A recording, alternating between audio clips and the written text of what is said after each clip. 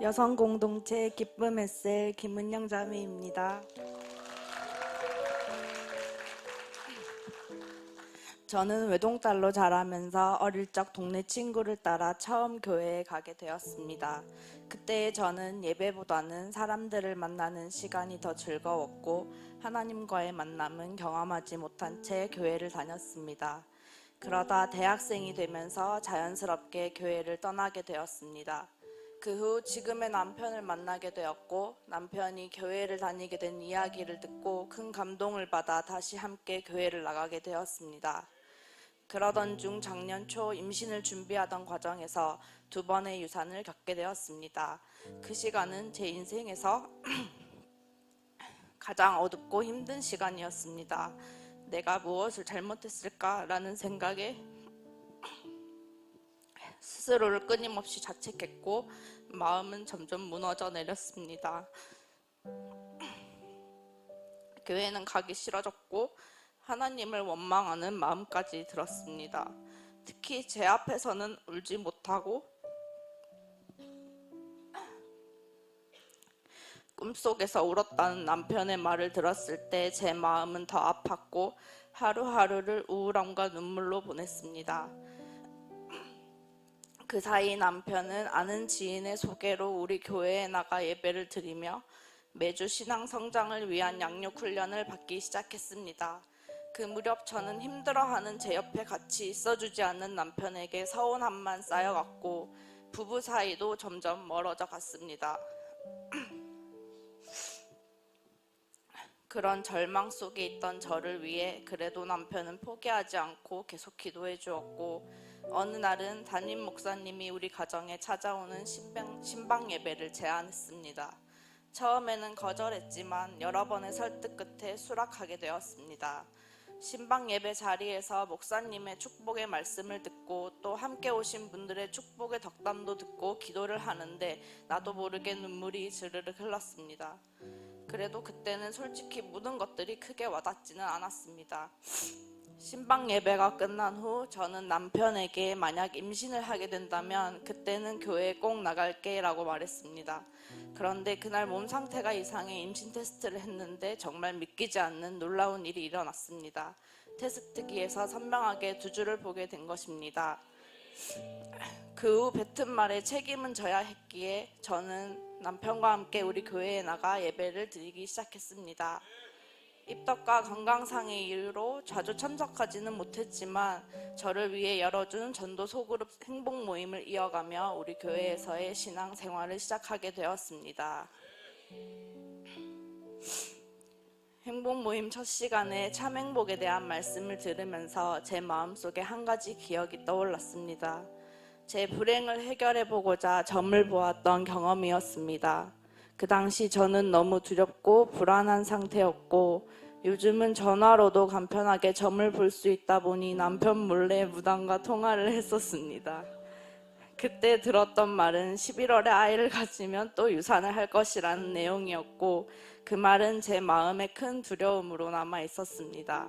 저는 제 마음을 사로잡고 있던 그 두려움을 행복 모임의 자리에서 솔직하게 나누게 되었습니다. 그러자 셀리더님은 사주팔자나 점괘에 기대는 것이 아니라 하나님께 기도해야 한다는 말씀을 해주었습니다. 그 말씀을 통해 저는 제가 지금까지 어디에 기대고 있었는지를 처음으로 돌아보게 되었고 그것은 참 행복이 아니라는 것을 다시금 깨닫게 되었습니다. 그리고 우리 아기가 나보다 먼저 우리 교회를 온 남편과 또 우리 교회 가족들의 간절한 기도로 허락하신 기도의 응답이라는 사실도 알게 되었습니다. 교회를 떠났던 제가 다시 건강한 우리 교회를 만나 신앙을 회복하고 하나님을 인격적으로 만나게 된 것 그 자체가 바로 참 행복이라는 것을 깨닫게 되었습니다.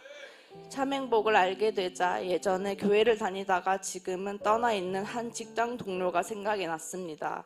그 친구 역시 저와 비슷한 어려움을 겪고 있었습니다. 저는 이 행복을 혼자만 누리고 싶지 않았고 그 친구와 함께 나누고 싶다는 마음이 들었습니다. 그렇게 그 직장 동료는 제 인생 첫 전도를 위한 기도 제목이 되었습니다. 기도를 어떻게 해야 하는지도 잘 몰랐지만 기도의 끝마다 직장 동료의 걱정이 해소되게 해주세요. 그리고 다시 저와 함께 교회에 나올 수 있도록 인도해 주세요 라고 기도했습니다. 하지만 불교 신앙을 가진 남편에게 눌리고 여러 가지 사정으로 약속이 계속 미뤄지고 취소되면서 저는 점점 지쳐갔고 처음에 의욕적인 마음을 이어가는 것이 쉽지 않았습니다. 그러나 그럴 때마다 행복 모임에서 나눈 말씀과 담임 목사님의 설교 말씀이 다시 저를 붙들어 주었고 포기하지 않고 기도하게 하셨습니다. 그렇게 기도하니 기도응답으로 직장 동료와 불신자 남편이 함께 지난 행복 나눔 축제에 발걸음을 하게 되었습니다. 할렐루야, 하나님께서 하셨습니다. 이후의 걸음도 인도하여 주실 줄 믿습니다. 그렇게 저는 교회 공동체와 셀가족들의 사랑과 섬김으로 셀가족들과도 점점 더 가까워지게 되고 우리 교회에 잘 정착할 수 있었습니다. 그리고 우리 아기 다미가 태어난 지 50일쯤 되었을 때 신앙 성장을 위한 양육 훈련에 대해 권유를 받았습니다. 육아를 하면서 과연 양육반을 들일 수 있을까 걱정이 되었지만 셀가족들의 기도와 남편의 응원과 도움 덕분에 용기를 내어 양육반에 참여하게 되었습니다. 양육훈련을 들으며 저는 제 삶을 다시 돌아보게 되었습니다. 죄의 종노릇하며 사주팔자에 매달려 점을 보던 제가 하나님과 가장 멀어져 있었던 그 순간에 오히려 하나님을 만나 은혜를 입게 되었다는 사실을 깊이 깨닫게 되었습니다.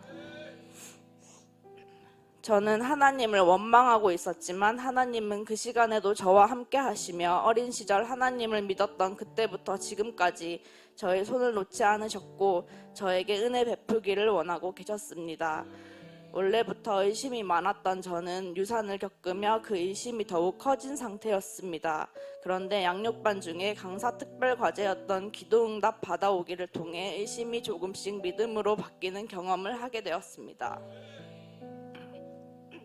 다미의 100일을 맞아 늘 제 마음의 소망이던 친정 부모님을 집으로 초대해 함께 예배를 드려보기로 결단했습니다.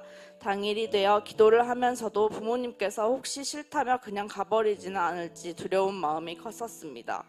그러나 그 순간에 예전에 보았던 말씀 한 구절, 너는 내게 부르짖으라 내가 내게 응답하겠고 내가 알지 못하는 크고 은밀한 일을 내게 보이리라.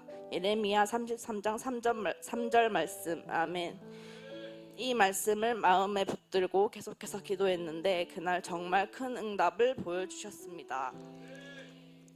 부모님은 찬송도 함께 부르시고 말씀도 귀담아 듣고 예배도 드리며 사진도 찍고 행복해 하셨습니다.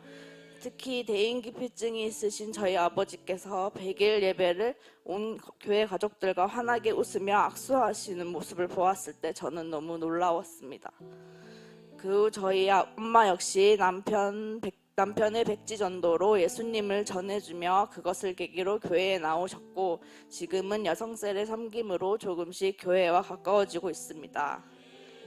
양육반을 들으며 제가 가장 크게 깨달은 것은 그렇게도 하기 싫었던 우리 가정의 신방 예배는 하나님께서 저에게 주신 회복의 기회였으며 유산이라는 경험은 삶의 열매를 맺게 해주시기 위한 하나님의 작은 고난에 불과하다는 것을 알게 되었습니다. 우리 교회를 만나기 전에도 잠깐씩 한두 교회를 가보았지만 우리 교회처럼 이렇게 양육훈련을 중요하게 생각하는 교회는 처음이었습니다. 왜 이런 훈련까지 해야 하지? 그냥 주일 예배만 잘 나오면 되는 거 아닌가 하는 귀찮은 마음도 있었습니다. 하지만 지금은 양육반 듣기를 정말 잘했고 양육훈련을 통해 이렇게 제가 회복되고 성장하게 된 것이 너무 감사합니다. 저는 건강한 우리 교회를 만나 감사한 것이 참 많습니다. 모두의 사랑과 관심 속에서 이제는 진짜 영적 가족이 되었습니다. 또한 하나님의 자녀로 조금씩 성장해 가고 있습니다. 전도는 저와는 먼 이야기라고만 생각했었는데 전도의 기쁨을 알아가고 있습니다. 남편 역시 얼마 전 기도응답으로 친한 형을 초대하여 행복 모임으로 복음을 전하고 있습니다. 이제 저희 부부는 하나님께서 주신 이 은혜에 감사하며 도움이 필요한 자들에게 하나님의 사랑을 흘려보내며 섬기기를 힘쓰는 가정이 될 것입니다. 사랑하고 존경하는 담임 목사님, 늘 새롭고 깊이 있고 제 삶에 바로 와닿는 특별하고 감동적인 말씀을 전해주셔서 감사합니다. 목사님 말씀처럼 기도가 삶으로 이어질 수 있도록 언제나 행동보다 기도가 앞서가도록 더욱 기도에 힘쓰겠습니다. 마지막으로 끝없이 원망하던 저를 한순간도 포기하지 않으시고 끝까지 붙잡아 주신 하나님께 감사와 모든 영광을 올려드립니다.